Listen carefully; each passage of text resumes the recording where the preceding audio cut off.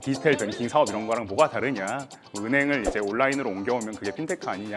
원래 기존에 가지고 있던 사업 모델을 디지털로 옮겨가는 게 아니라 새로운 스타트업들이 새로운 기술과 서비스 모델을 가지고 이 금융시장을 혁신하는 것을 많이 이제 볼 수가 있을 것 같습니다.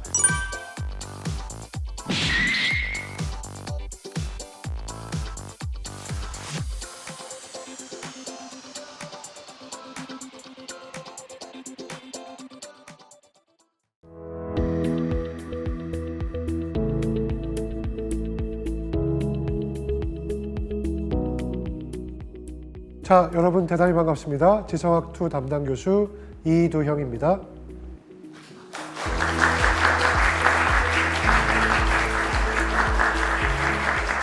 네, 지성학 7주차 수업에 오신 모든 분들을 대단히 환영합니다. 우리 지성학은 지난주까지 기술 창업, 문화예술 두 가지의 주제로 총 5번의 멋진 강연이 이루어졌습니다. 오늘부터는 새로운 주제인 사회 환경을 주제로 총 6번의 강연이 준비가 되어 있습니다. 6분의 명사분들께서도 이 사회 환경을 주제로 멋진 강연을 해주실 예정입니다. 자, 그럼 본격적으로 오늘 수업을 시작하기 전에 수업 운영과 관련해서 두 가지 중요한 공지사항을 말씀드리도록 하겠습니다. 자, 첫 번째로는 중간고사를 대체할 중간고사 레포트에 관한 공지사항입니다. 자, 중간고사 레포트는 중간고사 마지막 날인 21일까지 제출 기한입니다. 사이버 캠퍼스의 과제 제출란을 확인해 보시면은 제출 방법, 그 다음에 내용에 대해서 자세히 확인하실 수가 있습니다. 자, 두 번째 공지사항은 중간고사 이후에 이곳 현장에 직접 참여할 2기 서포터즈 모집에 관한 내용입니다. 지금 학교 홈페이지에 관련 내용들이 공지가 되어 있으니 확인하시고 수강생 여러분께서는 많은 지원 부탁드립니다. 자, 그럼 지금부터 본격적으로 오늘 강연을 시작해 보도록 하겠습니다. 오늘 강연을 해주실 명사분은 핀테크 기업인 모인의 대표님이신 서일석 대표님이십니다. 서일석 대표님께서는 카이스트에서 컴퓨터공학으로 학사를 마치시고 카네기 멜론에서 소프트웨어 엔지니어링으로 석사학위를 받으셨습니다. 그 후 2016년도에 핀테크 기업 모인을 직접 창업하고 지금 경영하고 계십니다. 그럼 여러분들 큰 박수로 서일석 대표님을 환영해 주시면 감사하겠습니다.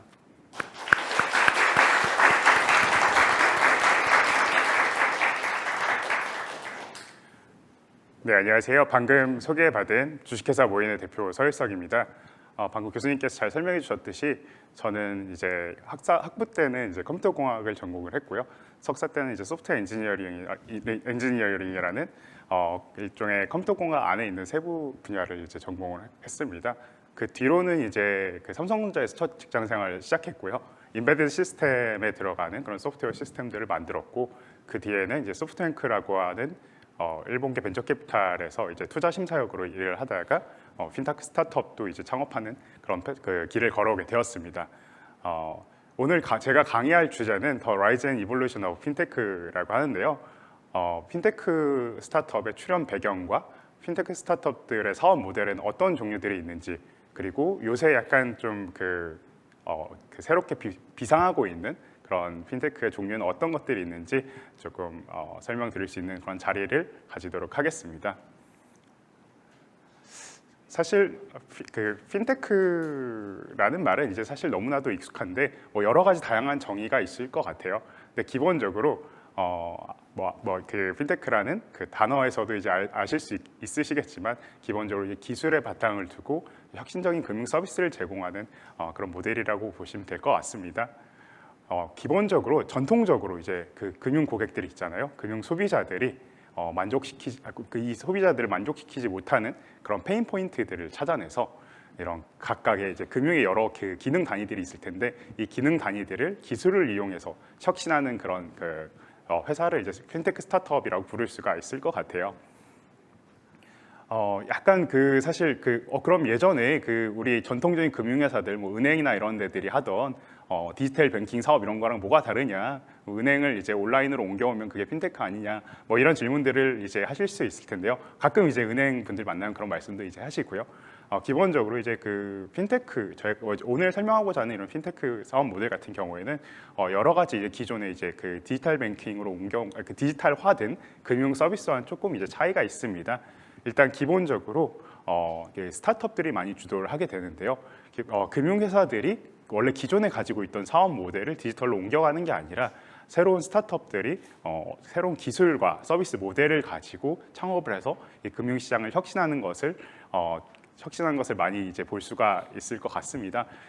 여러 가지 금융 서비스와 기술을 이제 융합해서 소비자들에게 더 나은 사업 모델과 서비스 퀄리티를 제공하는 게 어떻게 보면은 최근 들어 이제 출현하는 핀테크 스타트업들의 주된 양상이라고 볼 수가 있을 것 같습니다. 더불어서 사실 이제 그 스타트업들뿐만이 아니라 우리가 흔히 말하는 빅테크 기업들 있잖아요. 뭐 우리나라로 따지면 뭐 네이버나 카카오, 뭐 미국은 뭐 구글, 뭐 애플, 아마존 같은 그런 빅테크 기업들도 이 핀테크 영역 안에 여러 다양한 서비스들을 제공하기 위해 노력하고 있다는 게 최근에 좀 트렌드라고 볼 수가 있을 것 같습니다. 그래서 뭐 말씀드린 것 같이 뭐 창업 기업들, 그래서 저희 같은 스타트업들이 이 시장을 좀 주도하는 측면이 강하다. 그리고 어떻게 보면 기술과 서비스를 융합하여 새로운 사업 모델들을 좀 정의를 하고 런칭을 한다. 그리고 빅테크 기업들도 이제 이 시장에 같이 들어오고 있다 정도로 이게 핀테크 시장의 그 양상을 좀 정리를 해볼 수가 있을 것 같습니다. 아마 여러분도 이제 뭐 사실 유니콘 스타트업이라는 얘기를 많이 들어보셨을 것 같아요. 이제 뭐 기업 가치가 1조 이상 되는 그런 이제 스타트업들을 일컫는 말이라고 보시면 될 것 같은데요. 이제 글로벌로 유니콘이 혹시 그 얼마나 많이 있는지 아시나요? 너무 이제 포괄적인 질문이니까 혹시 그 유니콘 스타트업이 제일 많은 나라는 어딘지 아실까요? 네, 뭐 말씀하셨듯이 당연히 미국이 제일 많습니다. 미국이 압도적으로 많고요. 미국이 1위인데 500개가 넘는 유니콘 스타트업들이 있어요. 그리고 이제 미국 다음으로는 아마 이것도 예측하실 수 있을 텐데 중국이 많습니다. 네, 2위는 중국인데 차이가 굉장히 많이 나고요. 사실 1위가 이제 미국이 500여 개가 넘고 이제 2위부터 거의 뭐 5위까지 뭐 10위까지 다 합쳐도 사실 미국의 이제 그 유니콘 스타트업보다 수가 작아요. 근데 이제 글로벌로 이제 봤을 때 미국 외 전 세계로 봤을 때 유니콘 스타트업들 중에서 이제 핀테크 스타트업의 비중이 20%로 가장 높습니다. 혹시 여기 보이는 회사 중에서 아시는데 들어보신 데 있으실까요? 혹시 써보신 분이 있으시면 진짜 대단하신 것 같고, 네, 여기는 지금 사실은 이제 한국 회사들은 없기 때문에 네, 써보시진 못보셨을 확률이 높지만 아마 이제 그 최근까지 이제 가장 핫한 핀테크 스타트업 중 하나인 스트라이크 같은 회사, 혹은 이제 혹시 뭐 암호화폐를 투자를 많이 하신다 이런 분들은 지금 들어본 봄직한 FTX 같은 회사, 뭐 이런 회사들이 사실 뭐 다 유니콘 기업들이고요. 한국 같은 경우에도 사실 상당히 많은 유니콘들이 핀테크 분야에서 이제 나올 것으로 예상이 되고 있습니다. 네. 아시아 같은 경우에는 사실 이제 글로벌로 그럼 이렇게 많은 건 알겠는데 아시아의 상황은 어떠냐라고 이제 좀 궁금해하실 수도 있을 것 같아요. 아시아 같은 경우에는 이제 사실 한 42개 정도 되는 이제 핀테크 분야의 유니콘이 있고요. 아까 말씀드린 미국의 500 몇십여 개 이제 그 유니콘 중에서 129개가 지금 이제 핀테크 분야에 있기 때문에 뭐 굉장히 많은 포션을 차지하고 있다는 걸 아실 수가 있을 것 같습니다. 유럽, 아시아도 이제 사실 미국의 뒤를 이어서 많은 핀테크 유니콘들이 이제 탄생하고 더 많이 나올 것으로 이제 예상을 하고 있습니다. 그래서 핀테크 분야는 이제 사실 그래서 굉장히 이제 그 시장성이 좋은 분야다. 그리고 현재도 굉장히 시장이 잘 이루어져 있다라는 말씀을 드리고자 이런 얘기들을 조금 해보았고요. 기본적으로 이제 유니콘 숫자도 많은데 유니콘 외에 이제 회사들한테도 투자가 굉장히 잘 이루어지고 있습니다. 기본적으로 이제 아마 이게 조금 뭐 스타트업 투자나 이런 VC 이쪽에 이제 익숙하지 않으시면은 이게 얼마나 활발한 분야인지는 조금 감이 안 오실 수도 있는데요. 일단 기본적으로 뭐 사실 미국과 더불어서 아시아, 유럽이 이제 핀테크 투자가 굉장히 활발히 이루어지고 있다 정도로 그냥 보시면 되겠습니다.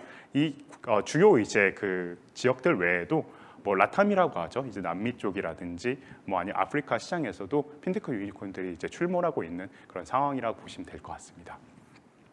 네, 근데 이렇게 이제 핀테크 분야에 이제 뭐 투자도 많이 되고 유니콘도 많이 나오고 있는 건 알겠는데, 그럼 이런 것들이 사실 언제 어떻게 이제 출현을 하기 시작했는지에 대해서 지금부터 조금 알아볼 수 있도록 할게요.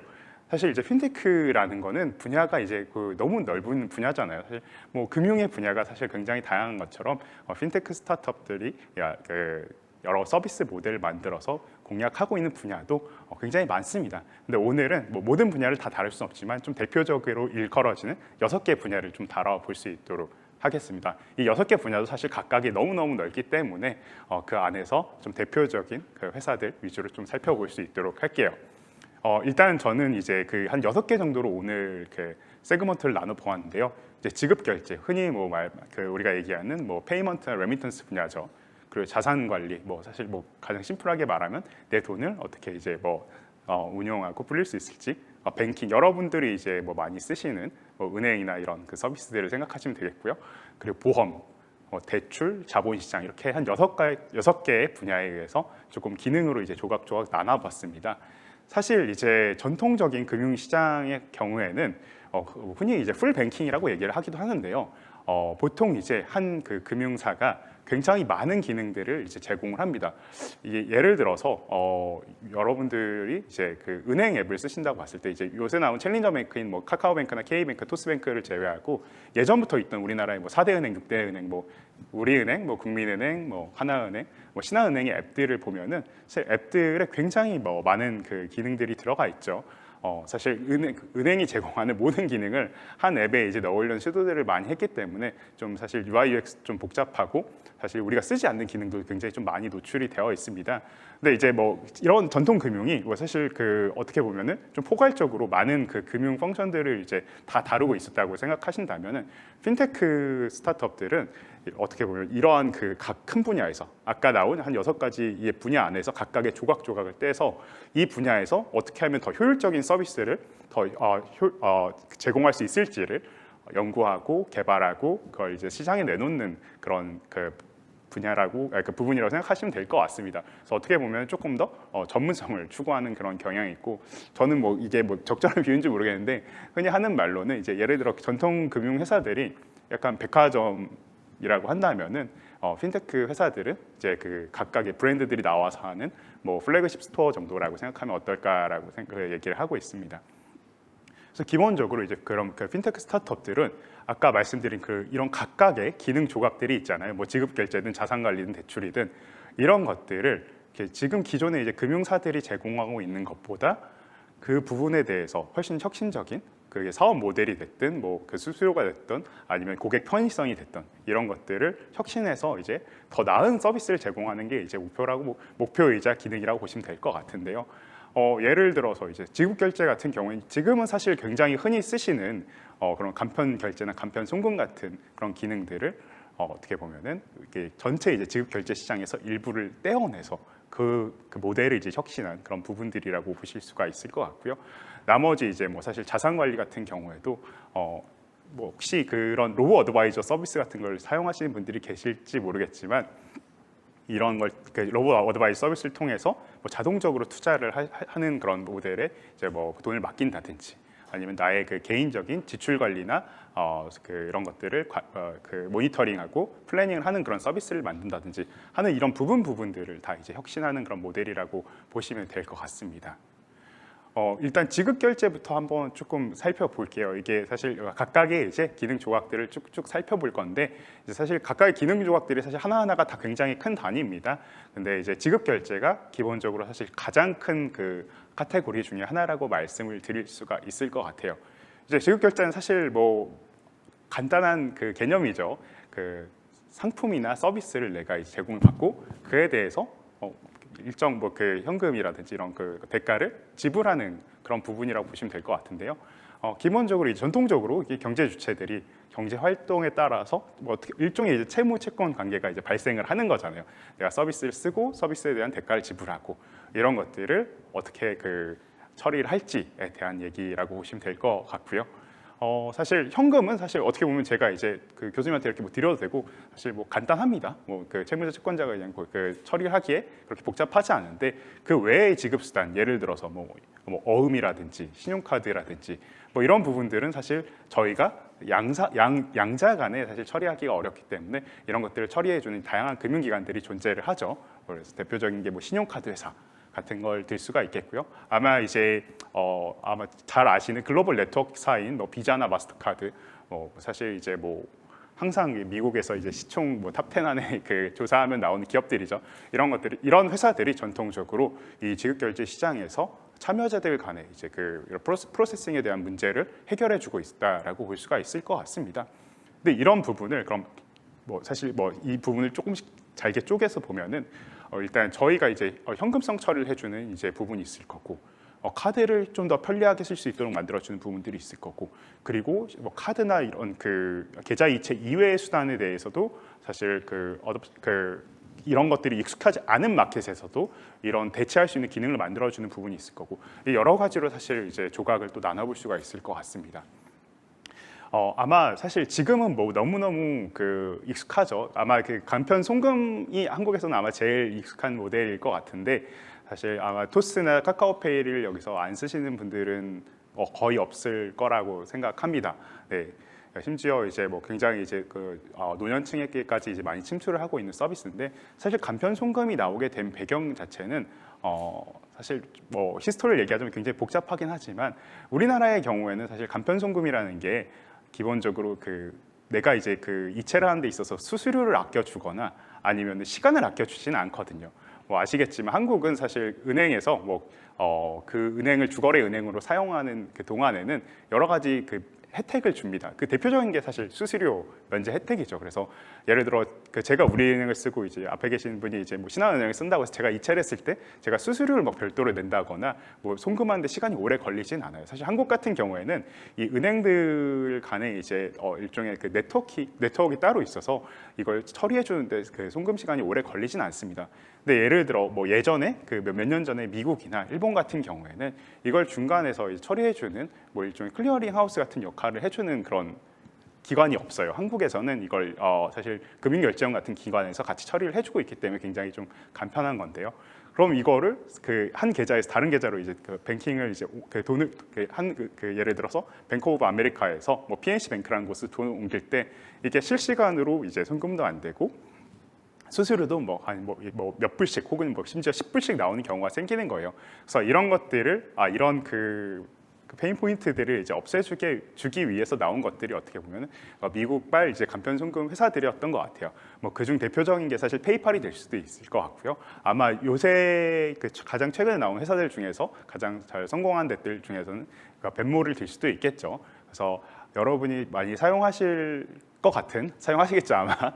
사용하실 것 같은 토스의 경우에도 사실 처음에는 이제 간편 송금 모델로 시작을 했었고, 지금은 이제 점점 진화해서 금융 플랫폼이 되었지만, 처음에 간편 송금 모델을 활발히 할 때는 한국판 벤모라는 얘기를 이제 많이 했었죠. 네, 그만큼 이제 사실 간편 송금이 좀 익숙하게 사실 사용자에게 가장 와닿는 서비스 중에 하나가 아닌가 싶고요. 또 이제 간편 결제 같은 경우도 사실 간편 송금하고는 비슷하지만 조금 더 다양한 결제 수단들을 이제 가능하게 만들어주는 부분들이 있죠. 예를 들어 이제 신용카드를 등록해놓고 쉽게 결제를 할 수 있도록 만들어준다든지 하는 부분이 있을 것 같고요. 디지털 월렛 같은 경우에는 이 월렛이라고도 얘기를 하지만 사실 어떻게 보면 우리나라는 계좌를 사실 누구나 다 갖고 있는 그런 나라지만 그렇지 않은 나라들도 굉장히 많거든요. 이런 국가들 같은 경우에는 일종의 디지털 월렛을 만들고 이거를 은행 같은 돈을 넣어두거나 이 돈을 넣어둔 곳에서 다른 곳으로 이체하는 이런 디지털 지갑 개념의 서비스를 이제 많이 선보이고 있습니다. 예를 들어 우리나라는 사실 15세 이상의 국민이 은행 계좌를 가지고 있는 인구에서 가지고 있는 비율이 95% 정도 된다고 해요. 그러니까 5%만 사실 15세 이상 분들이 은행 계좌가 없으신 거예요. 근데 예를 들어서 여기 우리 가까운 동남아에 있는 필리핀만 하더라도 전체 인구의 한 3분의 1 정도만 계좌를 가지고 있습니다. 나머지 66%, 67%의 인구는 은행 계좌를 가지고 있지 않은 거예요. 그럼 이분들이 자신이 가지고 있는 이런 자금을 이제 이체할 수 없냐? 그런 건 아니고 일종의 디지털 월렛에서 디지털화된 이제 현금들을 이제 옮기는 그런 서비스를 이용을 하고 있겠죠. 네, 이런 어떻게 보면 가장 이제 지급 결제 분야가 실생활에 좀 맞닿아 있고 가장 빈번하게 쓰는 서비스이기 때문에 여러분들이 많이 접해 보시고 이런 스타트업들이 또 많이 나오게 된 것 같습니다. 네, 그래서 조금 더 이제 그 한 단계 더 조금 더 그 나아간 지급 결제 모델을 보면요. 사실 앞에 모델은 여러분들이 또 많이 쓰시는 거기 때문에 익숙하실 수도 있는데 혹시 여기서 이제 그 해외에 내가 물건을 직접 판매하고 있거나 하신 분들은 안 계시겠죠 아마. 네.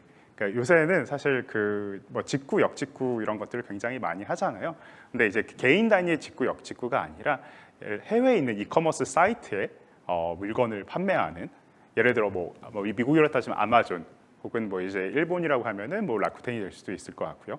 뭐 싱가포르라고 하면 쿠텐 같은 각각 이커머스 마켓들이 있잖아요. 이 이커머스 마켓플레이스에 내가 셀러로서 물건을 등록하고 이 물건을 이제 그 현재에 있는 고객들한테 파는 그런 모델이라고 볼 수 있겠죠.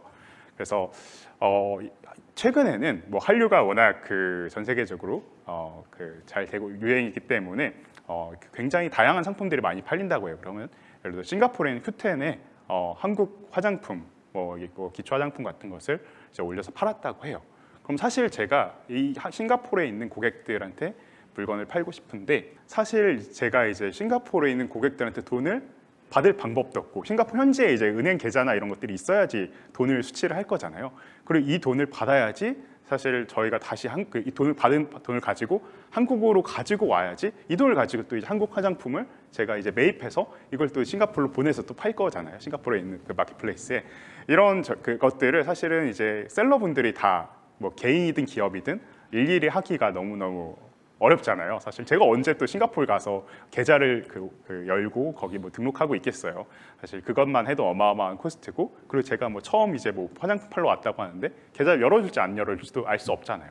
그래서 이런 서비스를 대행해주는 일종의 판매 대금을 정산해주는 플랫폼들이 있습니다. 그래서 가장 대표적인 게 페이오니어고요. 아마 여기서 혹시 뭐 셀러를 하고 계시는 분이 있으시면은 페이오니어를 쓰고 계실 수도 있을 것 같아요. 왜냐하면 우리나라에선 이런 식으로 해외에 있는 마켓플레이스에서 정산을 하는 데 도움을 줄 수 있는 서비스가 사실 몇 개 없어요. 한국 서비스는 사실 또 이제 거의 없다고 보시면 되기 때문에 이런 역할을 해주는 일종의 핀테크 회사도 있다. 페이오니어는 뭐 전 세계적으로 굉장히 유명하고 잘 되고 있는 회사인데 한국은 서비스를 하고는 있지만 아직 그 퀄리티가 그렇게 좋지는 않은 것 같아요. 이렇게 이커머스와 연계된 핀테크 서비스, 그 지급 결제 분야에 이런 것도 있다라고 말씀드릴 수 있을 것 같아요. 앞에는 조금 더 개인에 가까운 서비스였다면 이건 어떻게 보면 기업이나 개인이라고 할지라도 개인 사업자 위주의 서비스라고 말씀드릴 수가 있겠죠. 그리고 좀 다음으로 이제 말씀을 또 드리고 싶은 유즈 케이스는 혹시 트랜스퍼 와이즈라고 들어보신 적이 있으실까요? 이 트랜스퍼 와이즈는 지금은 이제 작년부터 이제 이름을 YG로 바꾸긴 했는데 2011년에 이제 에스토니아에서 설립된 핀테크 스타트업이에요. 해외 송금을 하는 핀테크 스타트업이고 저희 회사도 이제 해외 송금업을 하고 있기 때문에 어떻게 보면 YG랑 굉장히 유사한 업을 하고 있다라고 보시면 될 것 같습니다. 근데 이 YG의 시작은 이 창업자들이 말씀드린 것처럼 그 에스토니아 사람들이에요. 근데 이제 영국에서 일을 하고 있었어요. 창업자 2명 있는데 이 영국에서 에스토니아로 이제 돈을 보내야 되는데 이 사람들이 보니까 중간에 은행에서 그 수수료도 너무 많이 떼가는데 시간도 오래 걸리고 그리고 더불어서 이제 사실 돈이 어떻게 가고 있는지 어디쯤 가고 있는지 추적도 안 되는 거예요. 이게 사실 해외 송금은 이제 우리나라에서 국내 송금을 하는 것처럼 이렇게 실시간으로 이제 뭐 처리가 완료되거나 그러지는 않습니다. 뭐 저희 같은 경우에 실시간으로 완료된 국가도 있긴 하지만 사실은 그 전통적으로 보면은 은행은 이제 스위프트망을 쓰기 때문에 이 스위프트망을 통해서 이제 어떻게 보면 중개가 되는 과정들이 있고 그게 굉장히 좀 시간이 오래 걸리는 부분들이 있어요. 그래서 이게 지금 내 돈이 과연 뭐 200만 원, 300만 원씩 보내고 있는데 돈이 어디 가고 있는지 잘 도착했는지도 사실 은행이 알려주지 않으니까 이런 부분을 사실 너무 비효율적인 마켓이다. 이걸 어떻게 좀 우리가 그 수수료도 낮추고 송금 시간도 좀 획기적으로 줄여볼 수 있지 않을까라고 해서 설립한 그런 스타트업입니다. 그래서 작년에 이제 영국 그 증시에 상장을 했고요. 런던 증시에 상장을 하는 회사고 유럽에 있는 핀테크 스타트업들 중에서 가장 유명한 것 중에 하나인데 어떻게 보면은 돈을 A 국가에서 이제 B 국가, 예를 들어 한국에서 일본으로 보내는데 이걸 돈을 이제 물리적으로 보내게 되면은 사실 굉장히 오래 걸려요. 은행의 루트랑 그 비슷하게 뭐 스위프트를 통하거나 이런 식으로 보내면은 오래 걸릴 수밖에 없기 때문에 이거를 어떤 식으로 그 빠르게 처리할 수 있을까? 그러면은 예를 들어 한국에서 이제 일본으로 돈을 보내고 싶은 니즈가 있고 일본에서 이제 한국으로 돈을 보내고 싶은 니즈가 있으면 이거를 두 개를 매핑하면은 이 국가 안에서만 사실 국내 송금처럼 처리할 수 있지 않을까라고 생각을 해서 이제 그 기술을 이제 도입해서 굉장히 많은 국가에 지금은 서비스를 하고 있습니다. 지금 뭐 100여 개 넘는 국가의 서비스를 아마 하고 있을 거고요. 뭐 가장 핫한 그 핀테크 스타트업 아니 그냥 가장 핫한 스타트업 중에 하나라고 생각을 하시면 될 것 같습니다. 그래서 저희 모임도 이제 이런 정상 방식을 이제 사용을 하고 있고 핀테크 분야 안에서도 해외 송금업은 가장 빠르게 성장하는 분야 중에 하나라고 말씀드릴 수 있을 것 같아요. 그래서 아마 또 이제 뭐 주식 시장에 관심 있으신 분들은 그 런던 그 증시 들어가서 보시면은 와이즈가 작년에 상장한 이래의 뭐 주가 추이를 확인해 보실 수가 있을 것 같습니다. 그래서 이게 방금 제가 이제 말씀드린 그 두 돈을 이제 양 국가에서 실제로 물리적으로 보내지 않고 그런 처리하는 방식들인데 이거는 사실 이제 해외 송금에서 쓰는 한 예일 뿐이고요. 아까 말씀드린 각각의 이제 조각 기능들 하는 그런 그 핀테크 스타트업들도 다 이런 뭐 새로운 기술들이나 서비스 모델들을 개발해서 다 각각 뭐 강점을 가지고 운영을 하고 있다라고 보시면 될 것 같습니다. 페이팔은 혹시 들어보신 분 있으실까요? 예, 페이팔은 많이 들어보셨죠. 이게 사실 그 제가 오늘 오기 전에 페이팔 그 주가를 한번 찾아봤거든요. 근데 이제 사실 그 뭐 미장은 뭐 다 지금 안 좋죠. 네, 아마 뭐 이렇게 학생분들도 많이 그 주식 요새는 이제 뭐 국장 말고 미장도 많이 하신다고 들었는데 저희 때는 사실 미장 하시는 분들은 거의 안 계시긴 하셨어요. 근데 요새는 워낙 여러 다양한 수단도 있고 편해서 사실 이제 또 한국 분들이 많이 하시는 종목 중에 페이팔이 항상 상위에 랭크돼 있죠. 이제 뭐 압도적으로 테슬라가 1위긴 하지만. 근데 페이팔 같은 경우도 사실 굉장히 오래된 회사예요. 그래서 사실 페이팔은 핀테크 스타트업 거의 그 되게 초창기 모델이라고 말씀드릴 수 있을 것 같은데 여기는 정말 이제 돈을 이제 그 물리적으로 보내는 거에 대한 그 문제점을 해결하기 위해서, 그러니까 미국 내에서 이제 물리적으로 보내는 문제점을 해결하기 위해서 이걸 개인 송금을 어떻게 하면 더 효율적으로 할 수 있을까부터 시작한 회사입니다. 그래서 뭐 굉장히 나온 지 오래됐고 중간에 이제 여러분들이 아시는 이커머스 회사 중에 하나인 이베이에 인수도 됐었어요. 예, 근데 지금은 다시 나와서 독립적으로 이제 하고 있고, 그러니까 앞에 뭐 송금 모델은 제가 말씀드렸으니까 넘어가면은 이 그 페이팔 같은 경우에는 사실 굉장히 이제 그 여러 그 회사들을 인수해 가면서 덩치를 키운 케이스예요. 그래서 이제 핀테크 스타트업들이 보통 자기 분야만 이제 열심히 해서 이제 큰 경우들이 있습니다. 이게 대표적인 앞에서 바로 설명드린 트랜스퍼와이즈, 와이즈. 예, 이 회사는 그냥 열심히 이게 해외 송금만 해서 계속 커진 회사고, 물론 해외 송금에서 이제 계속 엣지를 이제 넓혀 나가고 있죠. 개인 송금을 어떻게 하면 더 효율적으로 만들 수 있을지, 아니면 국가 커버리지를 이제 뭐 국가가 원래는 10개만 됐는데 뭐 20개, 30개, 50개, 뭐 100개가 된다든지 이런 식으로 이제 넓혀 나가고 있지만 페이팔은 개인 송금에 시작해서 이 송금과 연관된 그 다양한 모델들, 다양한 페인 포인트들을 이제 어떻게 보면 그 계속 흡수해 나가면서 커진 회사입니다. 그래서 지금 뭐 굉장히 다양한 나라에서 운영을 하고 있는데 그것뿐만 아니라 이 밑에 보시면은 실제로 이제 페이팔이 중간중간 인수한 회사 중에 좀 유명한 애들만 좀 간추려 봤어요.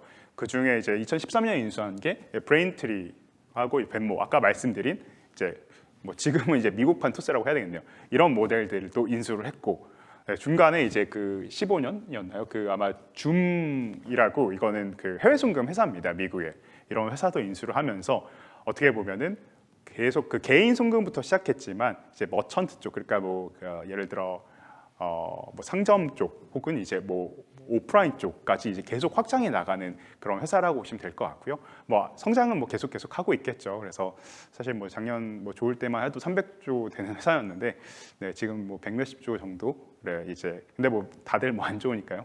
라고 하지만 뭐 대표적인 회사 중에 하나이기 때문에 넣어봤고요. 또 아마 여러분들이 혹시 들어보실 수도 있는데 여기는 뭐 아직 비상장입니다. 스트라이프라고 혹시 들어보신 분들 계실까요? 네, 여기는 약간 그죠, 비상장이라서 약간 네, 관심이 적으실 수도 있는데 여기는 그 페이팔은 이제 개인 쪽부터 시작해서 쭉 올라가는 회사라고 보면은 스트라이프는 처음부터 이제 머천트들 중심으로 성장을 이제 그 시작해서 성장 전략을 택한 회사입니다. 기본적으로 사실 페이팔 다음 정도로 미국에서 주목받는 핀테크 스타트업 중에 하나라고 보시면 될 것 같아요. 이제 비상장이지만 뭐 작년에 기업 가치도 마지막 투자 받은 게 뭐 100몇십 조 정도 되는 수준에 있었으니까 사실 굉장히 큰 회사죠. 사실 지금 삼성전자의 주가가 그 시총이 한 300조에서 400조 왔다 갔다 하잖아요. 뭐 지금은 300조 이제 초반대이긴 할 텐데 그런 거 생각하면 이제 사실 미국에 있는 페이팔 앤 스트라이브 굉장히 뭐 결제 회사 중에서 시총도 크고 잘 하고 있는 회사라고 보시면 될 것 같은데 여기는 사실은 이제 완전 기업 쪽, 그 머천트 쪽에서도 이쪽에서 발생하는 그런 문제들을 해결하면서 이제 커진 회사라고 보시면 될 것 같습니다.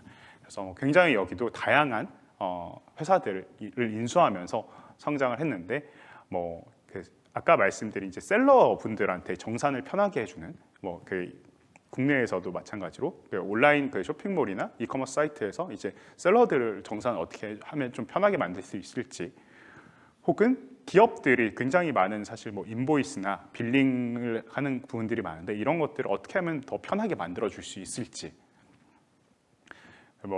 그리고 이제 사실 이제 프로드 디텍션을 이제 어떻게 하면 더 정교화해서 기업의 약간 그 위험도를 낮춰줄 수 있을지, 이런 여러 가지 이제 사실 그 기업용 솔루션들을 만들고 인수합병하면서 이제 커가는 회사라고 보시면 될 것 같고, 사실 워낙 주목받고 있는 지급결제 분야의 회사이기 때문에 같이 넣어보았습니다. 다음으로 이제 자산관리, 두 번째 이제 기능 조각이 자산관리라고 보면 될 것 같은데요.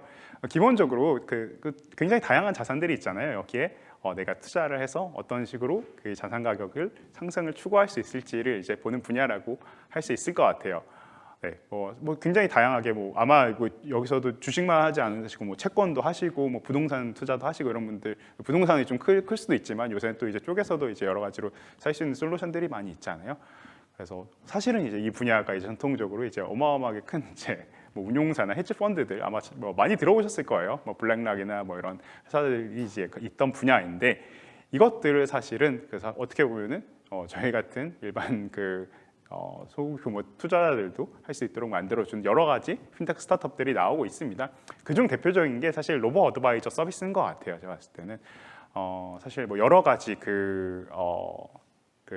이 개개인에 맞는 여러 가지 정형적인 데이터를 가지고 사실 이 사람이 어떤 투자 성향을 가지고 있을 때 어떤 종목들이 좋은지, 혹은 내가 이제 어느 정도의 투입 자본을 가지고 어느 정도 수익률을 내고 싶을 때 어떤 식으로 이제 운영을 해야 될지를 사실 어떻게 보면 여러 가지 상품과 서비스를 제공을 해주고 있죠.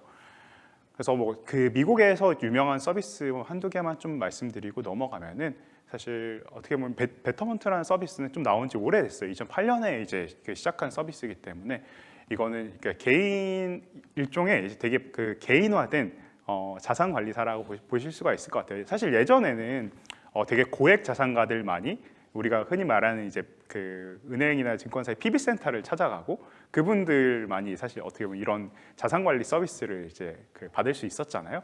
네, 이런 것들을 저희 같은 대중들도 다 쓸 수 있도록 만들어주는 여러 서비스 중에 하나라고 보셔도 무방할 것 같고요. 여기는 이제 나의 이제 소득 같은거나 아니면 재무 상태, 그리고 내가 이제 가고 싶어하는 도달하고 싶어하는 재무 목표들을 설정한 다음에 이거를 이제 어떻게 운용할지를 결정할 수 있는 그런 서비스라고 보시면 될 것 같아요. 지금은 한 몇십 조 정도를 이제 자산을 운용을 하고 있는 굉장히 큰 회사가 됐는데, 네, 되게 조그만 원래 이제 스타트업으로 이제 시작을 했었던 회사죠. 네, 그리고 이제 다음 기능 조각으로는 이제 뱅킹 쪽을 좀 말씀드릴 수 있을 것 같아요. 뱅킹은 사실 여러분에게 아마 제 생각에는 지급 결제 다음으로 지급 결제만큼이나 익숙한 분야일 수도 있을 것 같습니다. 자금을 보관하고 내가 원하는 때 이제 찾을 수도 있고, 입금 출금하는 그런 송금하고 이런 비즈니스라고 보시면 될 것 같은데, 기본적으로 전통적인 은행들이 하는 방식들을 이제 어떻게 보면 뛰어넘겠다, 얘들보다 더 나은 수익률이나 서비스를 제공하겠다라고 하는 회사들 중에 이제 일부가 우리가 흔히 말하는 챌린저 뱅크 혹은 네오 뱅크라고 말하는 카테고리라고 보시면 될 것 같습니다. 사실 챌린저 뱅크도 얘기하자면 굉장히 긴데, 사실 이제 예전 2008년 9년 금융위기 때 이후로 사실 영국이나 유럽 국가들 위주로 사실 기존 은행들 대비해서 더 나은 뱅킹 서비스를 제공하는 걸 목표로 이런 뱅킹 관련된 라이센스들을 스타트업들한테 주면서 좀 활발하게 이제 전개가 되기 시작했다라고 말씀을 드릴 수가 있을 것 같고요. 기본적으로 이제 아마 한국에서 보는 가장 가까운 예시는 아마 토스뱅크나 카카오뱅크일 것 같습니다. 그래서 기본적으로 이제 뭐 모바일이나 뭐 온라인 원리로 이제 운영을 하고 있고, 사실 이제 흔히 은행들은 이제 풀 뱅킹 서비스라고 해서 모든 이제 그 기능 조각들을 다 제공을 하고 있는데, 그것보다는 특정 그 서비스나 상품군에 집중을 많이 하고 있다라고 보시면 될 것 같고, 또 특징 중에 하나가 이러한 그 챌린저 뱅크나 네오뱅크들은 굉장히 제3자, 그러니까 저희 같은 서드 파티 회사들하고 협력을 많이 하는, 그리고 이 서드 파티 회사들한테 이 뱅킹 기능을 쓸 수 있도록 만들어주는 다양한 API들을 제공하고 그걸 또 수익화하는 게 주요 비즈니스 모델이라고 보시면 될 것 같습니다. 그래서 사실 챌린저 뱅크에도 굉장히 다양한 종류가 있고 국가마다 잘하고 있는 은행들이 있습니다. 근데 이제 아마 여러분들이 뭐 교환학생이나 유학 같은 거를 이제 미국이나 유럽으로 많이 가게 되실 것 같은데, 그런 경우에 이런 챌린저 뱅크들을 보실 수도 있지 않을까라고 해서 넣어봤어요. 사실 이제 기본적으로 이 은행업, 여기 나오는 사실 모든 금융업은 다 이제 일종의 규제 산업이고, 해당 라이센스를 취득해서 이 라이센스를 기반으로 사업과 서비스를 전개를 해야 되거든요. 근데 이런 챌린저 뱅크들은 사실 사업을 먼저 시작하고 나중에 라이센스를 받은 데도 있고, 라이센스를 먼저 받고 사업을 시작한 데도 있습니다. 그래서 사실 이번 또 학기의 주된 아젠다 중 하나가 창업이라고 해서, 사실 이게 다들 저한테 물어보세요. 핀테크 스타트업 하려면 라이센스가 보통 있어야 되는데, 라이센스를 따려면 뭐 돈도 많이 들고 시간도 많이 들고 인력도 많이 필요한데 이걸 사실 스타트업이 하기에 가능한 거냐, 이렇게 많이 물어보십니다. 근데 이 회사들 중에 일부는 물론 뭐 라이센스를 지금 안 따고 이런 건 아닌데, 결과적으로 라이센스 다 취득을 했지만 사실 사업 모델을 먼저 만들고 이걸 실험을 여러 가지로 이제 조그맣게 돌려보면서 어떻게 보면 사업부터 하고 그 다음에 라이센스를 취득한 경우들도 있는 것 같아요. 그래서 기본적으로 뭐 몬조 같은 경우에는 이제 영국계 N26는 이제 만약에 독일로 유학 가시면은 굉장히 많이 만나게 될 그런 챌린저 뱅크라고 보시면 될 것 같고요. 레볼루트는 이제 뭐 영국 쪽, 뭐 유럽 쪽에서 시작해서 지금은 사실 싱가포르까지 진출한 굉장히 대표적인 챌린저 뱅크 중에 하나입니다.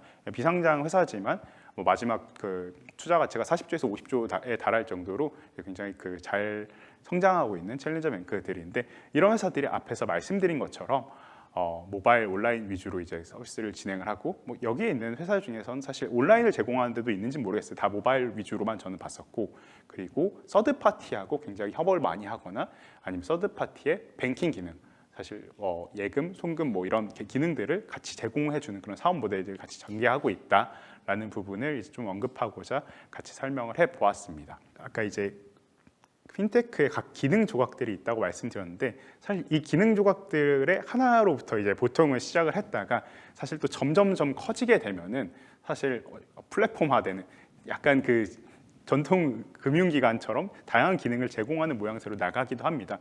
근데 이렇게 성장을 할 때 사실 내가 왜 처음부터 끝까지 다 이제 개발을 하는 거는 사실 굉장히 좀 어려운 일이잖아요. 마치 자동차를 만드는데 이제 바퀴부터 만들고 있는 거랑 비슷한 일이기 때문에 이 다른 기능 조각으로 이제 확장을 하고자 할 때는 보통은 이제 파트너십이나 이런 오픈 뱅킹 기능들을 통해서 많이 나아간다라고 말씀을 드릴 수가 있을 것 같은데, 지금 보시는 것처럼 이 은행 챌린저 뱅크들은 이제 다양한 회사들하고 뭐 자기가 이제 파트너십을 맺기도 하고 파트너십을 제공을 하기도 하면서 성장을 빠르게 하고 있다라고 말씀을 드릴 수가 있을 것 같습니다. 그러니까 내가 이 기능 조각만 할 수 있다고 해서 다른 기능 조각으로 확장을 하지 못하는 건 아니고, 이 다른 기능 조각을 가지고 있는 잘하고 있는 그런 다른 핀테크 플레이어들을 통해서 서비스를 구현을 할 수 있는 그런 부분들이라고 말씀을 드릴 수가 있을 것 같아요. 네, 다음으로는 이제 좀 보험 쪽에 대해서 말씀을 드리도록 할게요. 뭐 보험은 사실 뭐 개념은 굉장히 익숙하죠. 사실 뭐 어떻게 보면 리스크에 대비하는 차원에서 사실 이제 금전을 계속 지급하고 특정한 이벤트가 발생했을 때 약정한 대가를 받는 게 이제 보험의 기본적인 개념이잖아요. 그래서 아마 보시는 뭐 삼성생명 뭐부터 시작해서 뭐 AI, 뭐 프루덴셜, 뭐 많은 그 전통적인 보험사들을 알고 계실 텐데 사실 이 보험사들하고 비교했을 때 그 핀테크 플레이어들이 하는 방식은 좀 굉장히 그 독특하다고 할 정도로 다릅니다. 이 전통 금융사들도 사실은 개개인에게 예를 들어서 뭐 생명보험사라고 하면은 이 건강 상태라든지 뭐 복용하고 있는 약이라든지 가족력이라든지 이런 데이터들을 수집하잖아요. 근데 사실 그 핀테크 스타트업들은 이것보다 더 다양한, 더 사실 그 예상하지 못한 정성적인 데이터들도 많이 수집을 해서 이걸 가공을 한다고 해요. 그래서 예를 들어 뭐 사실 그 어떤 핀테크 스타트업은 소셜 미디어에 나오는 그런 정보들을 수집을 하는 거예요. 예를 들어 여러분이 뭐 인스타그램을 하시거나 뭐 트위터를 하시거나 페이스북을 하면은 거기에 나오는 정보들까지 수집해서 이걸 이제 재가공해서 이 사람의 위험도를 측정하는 그런 모델들을 만들기도 합니다. 여기 나온 오스카랑 레모네이드는 이제 좀 미국에서 대표적으로 잘 성장한 그런 인슈어테크, 뭐 이 보험 쪽을 또 따로 떼내서 인슈어테크라고 부를 정도로 이제 활발하거든요. 그래서 이런 것들을 이제 하고 있는 회사고요. 뭐 웨어러블 기기 같은 걸 통해서 이 사람 활동량을 측정해서 이걸 또 이제 그 보험 데이터에 이제 그 로 데이터로 넣고 재가공을 하기도 하고요. 뭐 이런 여러 가지 그리고 여러 가지 데이터들을 모으거나 혹은 이제 보험 같은 걸 한번 가입하는데 사실 굉장히 시간도 오래 걸리고 까다로운 문서들도 많고 내가 잘 모르는 이제 이해하기 어려운 그런 그 약정서에 서명을 하는 경우가 되게 많잖아요. 아마 뭐 어디 뭐 보험 그 해외여행 가실 때 여행자 보험 들을 때 여행자 보험 그 전문 읽어보신 분 아마 아무도 안 계실 것 같아요. 저도 안 읽어보거든요. 이런 것들을 사실은 그 좀 더 프로세스를 간결화해주면서 사실 그 문제가 생겼을 때도 가입도 이제 간결화하면서 문제가 생겼을 때도 돈을 그 청구하는 절차라든지 지급받는 것도 훨씬 더 편하게 만들어주는 서비스들이 있다라고 그 정도로 이제 말씀드릴 수 있을 것 같습니다. 인슈어테크도 사실 얘기하자면 너무 큰 분야라서 한 이 정도로 이제 말씀을 드리고 넘어가도록 하겠고요. 다음으로 이제 대출 분야인데. 사실 대출도 사실 뭐 굉장히 좀 밀접하게 실생활과 연관이 되어 있는 부분이죠. 네, 기본적으로 전통 금융기관에서 대출이란 뭐 신용이나 담보를 바탕으로 이제 사실은 자금을 이제 빌려주는 행위를 하는 거잖아요. 그래서 우리가 흔히 말하는 이렇게 예대마진을 통해서 이제 금융기관들이 그 수익을 얻는데 이렇게 대출 쪽에서의 혁신은 뭐 굉장히 좀 다양한 부분들로 다양한 분야에서 일어나고 있지만 아마 우리한테 제일 익숙하고 실생활에 가까운 거는 뭐 P2P 랜딩 같은 게 될 것 같아요. 사실 한국에도 굉장히 많은 P2P 랜딩 회사들이 이제 뭐 존재하고 운영을 하고 있죠. 근데 사실 전 세계에서 P2P 랜딩 시장이 압도적으로 제일 큰 나라는 아실 수도 있는데 그냥 중국입니다. 네, 중국이 전 세계 P2P 랜딩 시장의 80% 이상을 차지하고 있어요. 네, 엄청 큰 시장이죠. 반대로 말하면은 그러니까 기존의 전통 금융 시장에 있는 그런 금융사들이 이런 그 돈을 이제 빌리고자 하는 분들한테 대출을 해줄 수 있는 그런 수요 공급 그 곡선이 다 맞지 않는다. 그래서 중국 같은 경우는 돈을 빌리고자 하는 사람은 굉장히 많은데 신용도나 이런 것들이 낮고 신용도를 잘 정교하게 측정할 수 있는 방법들이 없기 때문에 사실 금융기관들이 일부 특정한 이제 되게 그 신용도가 높은 분들한테만 돈을 빌려주는 그런 일들이 발생을 많이 하죠. 중국 인구 생각했을 때 얼마나 대출을 받고 싶은 사람들이 많겠어요. 그래서 이런 모델들. 근데 이제 금융기관이 이제 사실 채권자가 되는 건데 이게 아니라 내가 그 개개인이 내가 여러분들한테 채권자가 돼서 사실 이걸 개개인 간에 어떻게 보면은 중개를 해주는 대출을 중개를 해주는 플랫폼인 거죠. 그래서 예금을 한 사람은 돈을 빌려준 사람은 여기서 수수료를 받아가고 이 돈을 빌려간 사람은 그거보다 좀 더 높은 수수료를 내겠죠. 이거를 이제 중개해주는 P2P 랜딩 회사들이 굉장히 많이 생기고 성행하고 있다라고 말씀을 드릴 수가 있을 것 같습니다. 이게 사실 P2P 랜딩 같은 경우에는 국가마다 굉장히 좀 차이가 많이 있어요. 그래서 사실 핀테크 스타트업들 중에 제일 빨리 나온 분야이기도 한데 그 2006년에 미국에서는 이미 랜딩 클럽이라는 P2P 랜딩 회사가 나와서 뭐 지금도 뭐 열심히 하고 있죠. 네. 그리고 영국 같은 경우에는 뭐 조파라는 회사가 나와서 또 그 이쪽 분야에서 그 선진적으로 이제 활동을 하고 있는 그런 부분이라고 보실 수가 있을 것 같습니다. 한국 같은 경우에도 뭐 아마 피플펀드나 A%나 이런 그 P2P 랜딩 회사들의 뭐 서비스를 이용해 보셨거나 광고를 보신 경험들이 있으셨을 것 같아요. 네. 그리고 뭐 이게 사실 피지컬 렌딩도 굉장히 큰 분야인데 뭐 개인을 위주로 이제 대출을 해주는 데도 있고 사업자를 위주로 해주는, 특히 이제 소상공인들 위주로 해주는 데들이 또 굉장히 많고요. 또 부동산 관련된 것도 대출을 해주는 데도 있는데 이런 부분들은 좀 내용이 너무 많아서 넘어가도록 하겠습니다. 네, 그리고 이제 마지막에 이제 캐피탈 마켓, 자본시장이죠. 자본시장 같은 경우에는 아마 이 분야가 사실 또 이제 여러분들이 많이 관심을 가지고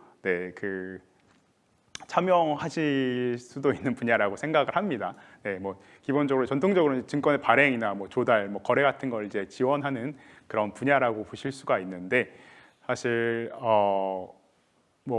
잘 아시는 뭐 큰 금융사들, 뭐 골드만삭스, 뭐 항투, 뭐 이런 것들도 있지만 사실 이제 새로 우리 핀테크 그 분야에서 이제 그 핀테크 스타트업으로서 나온 그 캐피털 마켓에 나온 회사들은 사실은 앞에 나온 회사들도 뭐 전통적으로 점점 뭐 수수료를 줄이려는 노력들을 하고 있지만 이거보다 더 수수료를 낮추고 더 쉽게 이제 주식 거래하는 그 UI UX를 개발하고 이런 그 서비스를 통해서 그 더 이제 낮은 세대들, 그 더 젊은 세대들을 이제 어떻게 주식 시장의 참여자로 이끄는 것 같아요. 사실 이제 몇 년 전까지만 하더라도 사실 그 한국에서도 주식 투자라는 게 사실 이렇게 막 그 대학생분들도 관심이 많은 분들은 하시지만 보통 약간 주식 투자하는 사람의 이미지는 그냥 한 뭐 30대 후반에서 40대 뭐 50대까지 그냥 아저씨들이었거든요. 그래가지고 이거를 그 사실 문턱을 그 낮춘 거에는 여러 가지 사실 그 트리거가 있다고 생각하지만 미국 같은 경우에는 사실은 로빈후드 같은 서비스가 나오면서 주식 거래를 훨씬 이제 쉽고 편하게 만들어줬다라고 생각을 합니다. 기본적으로 이제 로빈후드는 저희 그 앱을 쓰는 이제 뭐 엔드 유저 같은 경우에는 뭐 수수료를 내지는 않아요. 그러니까 이 앱을 통해서 그 주식 거래를 하는 그 고객들한테는 뭐 수수료를 받는 그런 모델은 아니고, 그럼 얘는 돈을 어떻게 버느냐라고 하면은 이 로빈후드를 통해서 이제 거래하는 그 데이터들이 어마어마하게 많잖아요. 뭐 주식 주문을 뭐 내는 데이터나 이런 것들이 엄청나게 많을 텐데 이런 것들을 다른 금융사한테 팝니다. 그러니까 일종의 데이터를 파는 거죠. 이 주문이 지금 어떤 시점에 뭐 테슬라를 그 매수하는 게 얼마나 들어오고 있어라는 거를 이 데이터를 팔아요. 근데 이걸 가지고 뭐 흔히 말하는 하이 프리퀀시 트레이딩 같이 이제 굉장히 이제 빠르게 이제 많은 그 거래를 하는 그런 트레이딩 회사들이 수익을 얻을 수 있도록 만들어주는 그런 구조죠. 그래서 로빈후드는 뭐 사실 나스닥에 상장되어 있고 사실 뭐 미장하시는 분들은 아마 잘 아시는 회사 중에 하나일 거라고 생각을 합니다. 네, 그래서 여태까지 이제 그 좀 6가지 그 핀테크 사업 모델이라고 할까요? 아니면 그 기능 조각이라고 할까요? 이런 부분들에 대해서 좀 그 대표적인 회사들만 보고 좀 이제 넘어왔는데, 그 다음으로는 이제 사실 그럼 우리가 소비자 금융으로서 만날 수 있는 사업 모델에 좀 어떤 것들이 있는 건지에 대해서 좀 빠르게 말씀드릴 수 있도록 할게요. 일단 기본적으로 우리가 각 국가에서 사실 금융 소비자로서 이 금융 서비스를 쓰는 행태는 너무 다릅니다. 앞에서 이제 그 지급 결제 부분에서 잠깐 설명드렸을 때 어떤 국가는 은행 계좌 보유율이 굉장히 낮고 우리나라 같은 국가는 사실 거의 전 국민이 다 은행 계좌를 쓰고 있다라고 말씀을 드렸잖아요. 이 그래프 같은 경우가 사실 각 국가에서 뭐 사실 굉장히 우리나라에서 멀지 않은 국가들이거든요. 비행기 타면 다 한 6시간 반이면 안에 갈 수 있는 국가들인데, 이 국가들 안에서도 우리가 흔히 말하는 동아시아 안에서도 금융 소비자들, 엔드 유저들이 금융 서비스를 쓰는 행태가 너무 달라요. 어떤 국가는 은행 계좌를 정말 많이 쓰고, 어떤 국가는 현금을 너무 많이 쓰고, 어떤 국가는 다 일종의 이월렛만 쓰고, 뭐 이런 것들을 이런 차이들에 따라서 그 각 국가에서 나올 수 있는 그 핀테크 스타트업들의 모양과 발전 양상이 좀 많이 다를 수 있다라는 점을 이제 말씀드리고 싶었고요. 사실 기존의 전통적인 금융 회사들의 지배력이 약하면 약할수록 더 이제 파급력이 강한 핀테크 서비스와 핀테크 스타트업들이 나오기 마련입니다. 그래서 중국 같은 경우가 전 되게 대표적인 사례라고 생각을 하는데요. 사실 예전에 중국에 뭐 한 10년 전쯤 가보면은 중국은 다 현금을 썼어요. 신용카드 안 받는 데도 너무 많고 안 되는 데도 너무 많고, 돼도 뭐 은연이라고 하는 그 중국 내 신용카드 네트워크만 되거나 아니면 현금만 받는. 근데 이제 중국의 가장 그 현금 그 사용의 고질적인 문제는 위조화폐였거든요. 그래서 이런 문제들을 사실 해결할 수 있을까? 근데 이제 이걸 해결하기에는 중국 같은 경우도 이제 은행 계좌 보유율이 생각보다 굉장히 낮아요. 그러니까 우리나라에 비하면. 이거 어떻게 해결이 될까? 신용카드도 보급이 별로 안 돼 있어. 현금만 쓰는데 위조 지폐 이슈는 너무 많아. 근데 이거를 어떻게 보면 아까 말씀드린 디지털 원래 이월렛 같은 개념으로 풀었죠. 그래서 아마 제일 잘 아시는 중국의 이제 이월렛 같은 경우가 뭐 알리페이나 위챗페이일 것 같아요. 그래서 사실 뭐 그 어떻게 보면은 그 기존의 그 이런 은행이나 그 금융 회사들, 금융 서비스들의 그 점유율이 그 국민 대비 페네트레이션 레이트이 높지 않은 그런 국가들에서 이런 것들이 굉장히 더 빠르게 확산이 되는 것 같아요. 사실 그래서 알리페이, 위챗페이 나오고 나서 정말 순식간에 확산이 됐죠. 그래서 그 후로 이제 중국을 한번 갔는데 이제 현금을 아예 안 받는 거예요. 다 알리페이, 위챗페이. 우리나라는 그런 결제를 잘 안 하지만 다 QR 코드 찍어서 사실 결제를 하잖아요. 심지어 이제 뭐 중국은 이제 그 뭐 그런 얘기도 있잖아요. 그 노숙자한테 이제 그 돈을 줄 때도 QR 코드를 찍어서 준다라는 얘기가 있을 정도로 이게 보편화되어 있기 때문에 굉장히 그 어떻게 보면 그 적용이 빠르게 되었다라고 말씀을 드릴 수 있을 것 같아요. 이것도 잘못 넘어가 있네.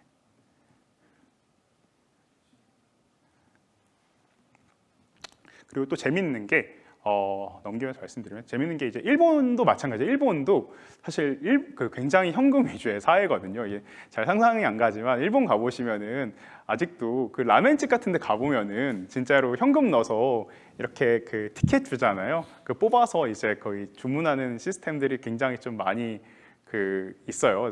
그래서 이 일본은 그럼 일본은 은행 계좌율도 상당히 높거든요. 그 거의 우리나라하고 비슷한 수준으로 높고, 얘네는 신용카드망도 잘 돼 있는데 그냥 국민의 소비 행태가 그냥 현금을 좋아하는 거예요. 그럼 이거는 그럼 바뀔 수 있을까? 이건 인프라, 중국 같은 경우는 인프라가 없었으니까 안 된 건데 일본은 금융 인프라가 잘 됐는데도 불구하고 현금을 그냥 좋아해. 가게도 현금을 좋아하고 그냥 소비자도 현금을 좋아해. 근데 이게 지난 한 2, 3년 동안에 코로나로 인해 순식간에 바뀌었습니다.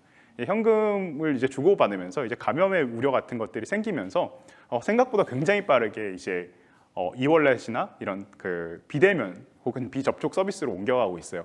그래서 이런 금융 행태는 사실 또 이제 예기치 않은 이런 이벤트에 의해서도 바뀔 수 있다라는 점을 이제 말씀을 드리고 싶었습니다. 그리고 아마 그 국가에 따른 이제 그런 파편화도 있지만 당연히 연령이나 이렇게 죄송합니다. 연령 분포에 따른 그 파편화도 있는 것 같아요. 그래서 사실 조금 나이가 더 많으신 분들은 어떻게 보면 이런 새로운 금융 서비스라든지 모바일 서비스에 대해서 조금 더 적용하시는데 이제 시간이 오래 걸리는 양상들이 있기 때문에 이런 부분들을 이제 사실 주목할 필요가 있다. 그래서 사실 젊은 세대일수록 더 이제 앞서 말씀드린 뭐 그 캐시리스 서비스들을 많이 사용하는 경향들이 있다라는 부분들을 좀 언급을 하고 싶었습니다. 네, 심지어 이제 뭐 이렇게 프랑스나 이런 국가에서는 이게 또 점심 식사를 이제 바우처로 만들어서 이제 그 서비스를 해주는 그런 스타트업들도 뭐 나오고 있다. 뭐 되게 국가의 이제 그 지역에 특화되거나 세대별로 특화된 서비스들이 나올 수 있다라는 그 말씀을 좀 드리고 싶었어요. 최근 몇 년 동안 급부상한 핀테크 사업 모델에는 어떤 것들이 있는지만 좀 간단하게 짚고 넘어갈 수 있도록 할게요. 사실 그 대학생분들이라서 굉장히 익숙하실 수도 있을 것 같아요. 이제 흔히 우리가 BNPL이라고 하죠. 지금 이제 사는 건 지금 사는데 돈은 나중에 낸다는 개념이죠. 어떻게 보면 신용카드랑 되게 비슷한 개념입니다. 사실은 기본적으로 이제 우리가 뭐 예를 들어 이커머스 사이트에서 물건 살 때 결국 내가 지금은 캐시가 없거나 크레딧 카드를 가지고 이제 물건을 구매할 정도의 신용도가 없을 때에도 이제 결제를 할 수 있도록 만들어주는 모델이죠. 그래서 기본적으로 선진국들 중에서는 신용카드 발급이 굉장히 까다로운 나라들이 많이 있어요. 대표적인 게 이제 미국이죠. 그리고 유럽 일부 국가들도 신용카드 발급이 굉장히 까다롭고, 그러니까 저신용자는 사실 이걸 카드를 발급받아서 물건을 구매할 수 있는 방법이 없는데, 그렇다고 무슨 다 현금으로 이제 물건을 구매할 수는 없는 거잖아요. 이커머스 사이트에서. 그래서 이런 국가들을 그 바탕으로 이제 시작이 되었고 굉장히 빠르게 확산이 됐습니다. 그래서 이제 뭐 뒤에서 잠깐 나오겠지만 미국을 대표하는 이제 이 BNPL 회사가 이제 어펌 같은 회사가 있고 유럽을 대표하는 회사가 이제 스웨덴의 클라르나 같은 회사가 있어요. 그래서 이런 신용카드가 이제 보편화되지 않은 국가에서 더 빠르게 이제 확산이 됐고, 그리고 신용카드가 많이 쓰이는 국가에서도 신용카드 발급 연령이 되지 않는 분들도 있을 수 있잖아요. 예를 들어 뭐 청소년일 수도 있고, 이런 분들 같은 경우에는 사실 이런 BNPL 서비스를 통해서 물건을 구매하고 그 돈을 나중에 내는 그런 그 행태를 많이 이제 하고 있습니다. 기본적으로 이제 되게 다양한 그 결제 방법이 있어요. 그러니까 그 결제 후에 지급 방법이 있어요.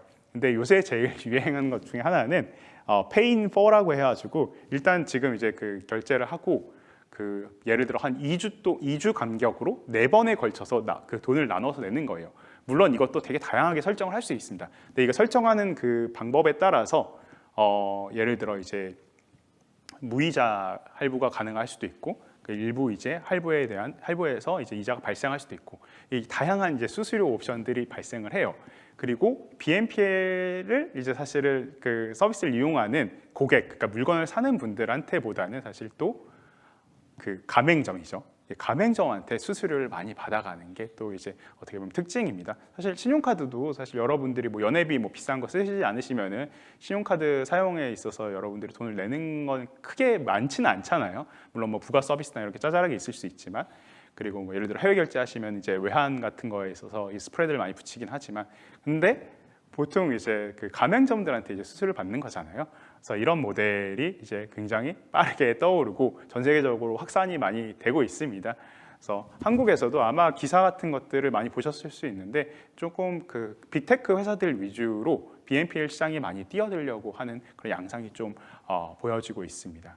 그래서 이건 뭐 사실 이제 그 각 BNPL의 유명한 이제 스타트업들 회사들의 시장 점유율 같은 건데, 보시면은 아까 말씀드린 어펌, 북미의 어펌이라든지 애프터페이는 호주 회사예요. 근데 이건 이제 그 미국에 있는 다른 회사, 핀테크 회사에 의해서 인수가 되었고요.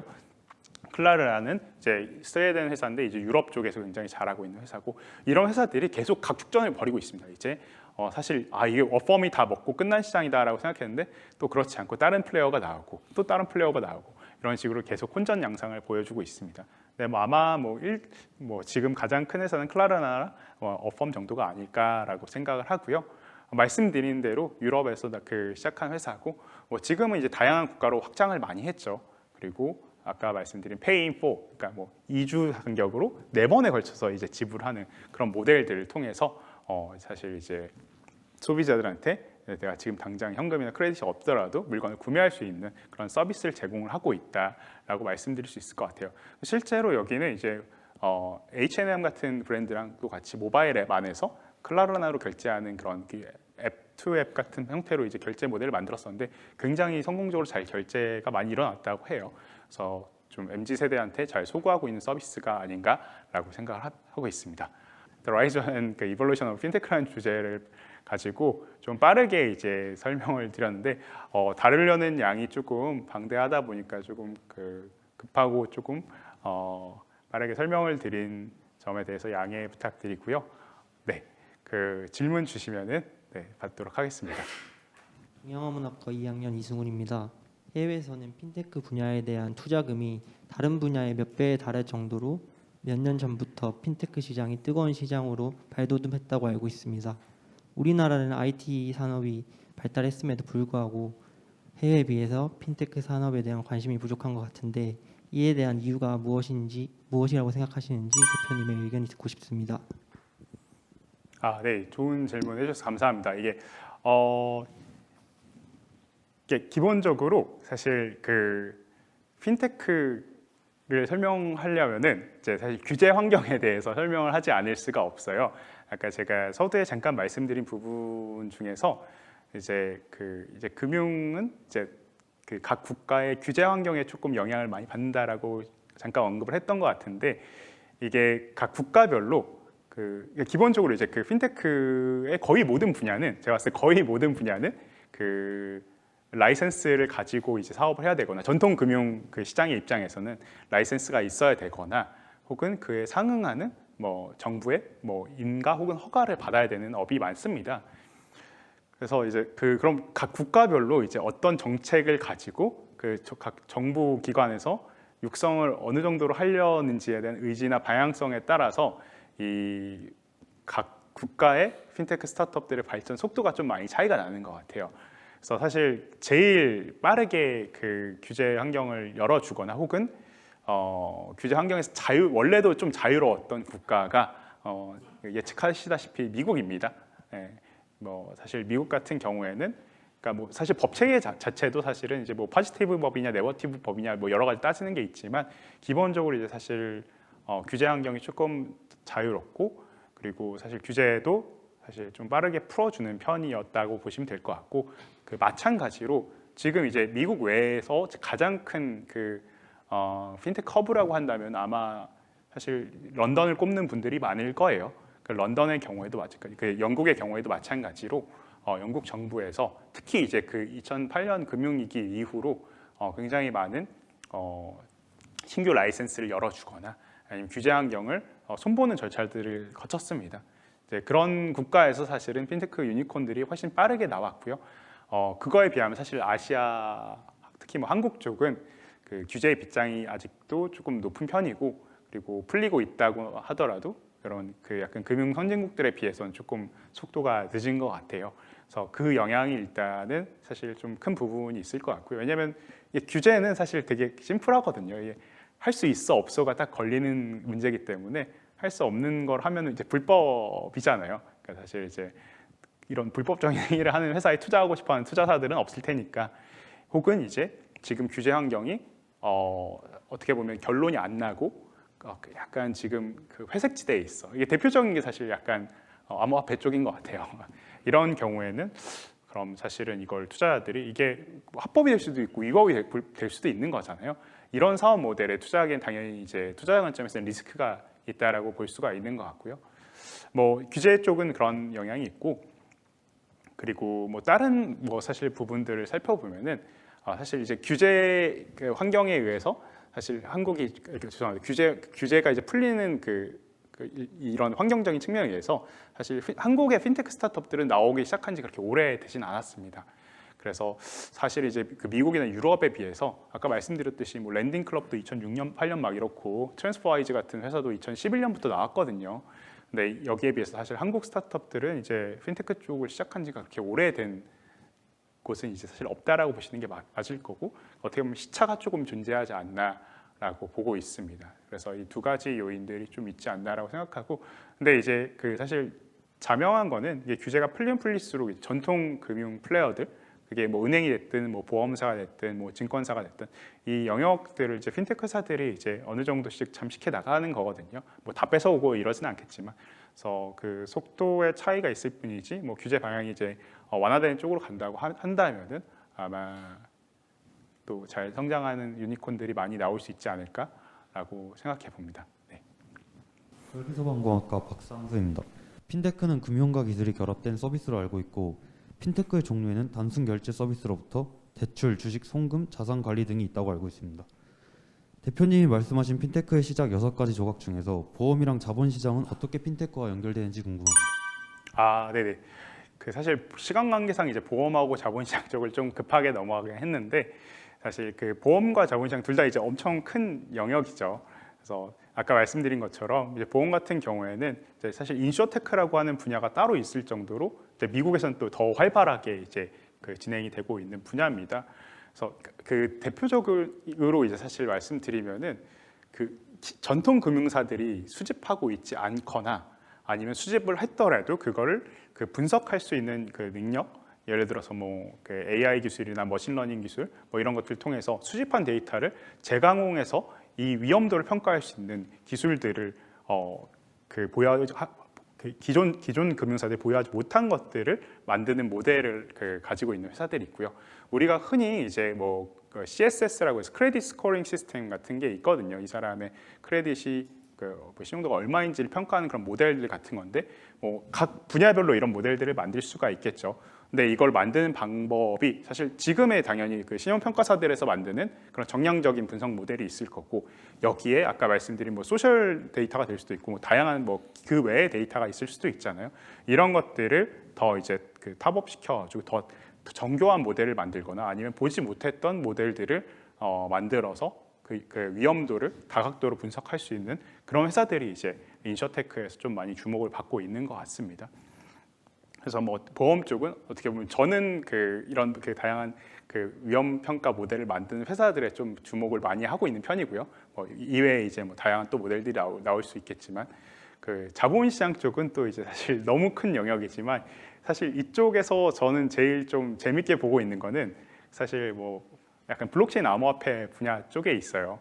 사실 이쪽이 이제 자본시장이 어떤 형태로 얼마나 편입될지에 따라서 앞으로 사실 이제 자본시장의 미래가 굉장히 많이 달라질 거라고 저는 생각하고 있거든요. 그래서 사실 저는 이쪽 분야에서는 좀 크립토 스타트업들, 블록체인 스타트업들이 사실 어떤 형태로 진화할 수 있을지를 좀 많이 보고 있고, 사실 한국은 그 부분에 있어서 조금 아직 뭐 정부와의 뭐 규제 환경이나 이런 것 때문에 조금 느린 측면이 있지만 사실 뭐 미국 같은 경우를 이제 많이 참고해 보시면은 사실 어떤 식으로 자본시장에 편입하려고 하는 노력을 하고 있는지를 조금 많이 보실 수가 있을 것 같아요. 그래서 그런 부분에 대해서 뭐 특정 회사를 말씀드리기 좀 그렇긴 하지만 그런 부분을 조금 보시면은 또 재밌는 세그먼트로 스터디를 하실 수 있지 않을까 생각하고 있습니다. 네. 강의 들어주셔서 감사합니다.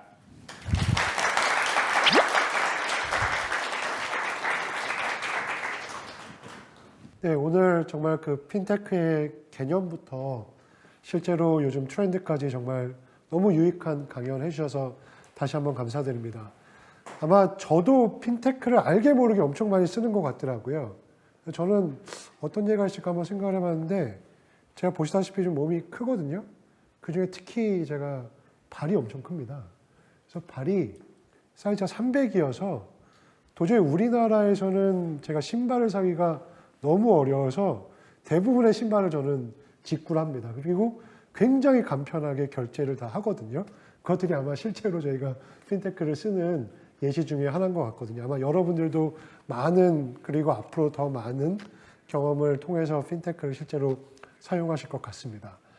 자, 다음 주에 중간고사가 진행이 되고요. 중간고사 이후에는 사회환경 계속 이어서 진행이 될 예정입니다.